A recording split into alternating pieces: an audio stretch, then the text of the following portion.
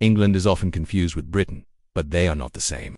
Britain includes England, Scotland, and Wales, while Ireland is divided between the Republic of Ireland and Northern Ireland. To understand how England rose from a Roman province to a powerful nation, we need to look at its long and complex history.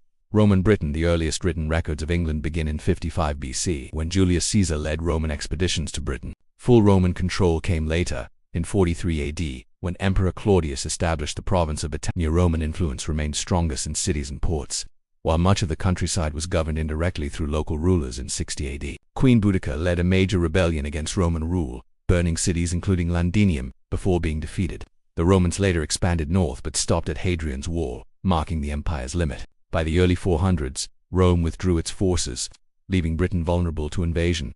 Anglo-Saxon England. After the Romans left, Britain entered a period of instability. Germanic tribes, Anglo-Saxons and Jutes, migrated from northern Europe and gradually settled the land.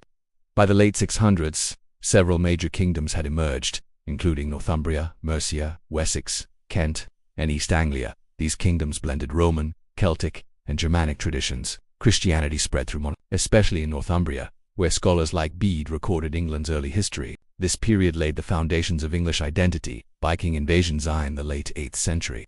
Viking raids began, most famously with the attack on Lindisfarne. Over time, Danish Vikings settled large parts of eastern England, an area known as the Dynasty.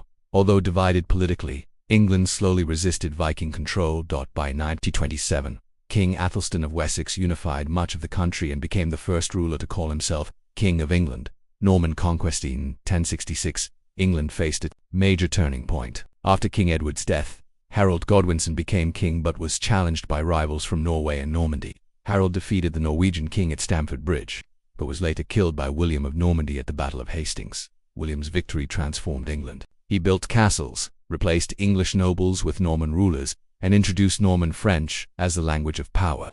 Over time, French and Old English blended, shaping the English language we know today. England also became involved in centuries of conflict with France. Medieval expansion and conflict during the 12th century. English kings ruled vast territories in France, creating the Angevin Empire. This made England wealthy but unstable.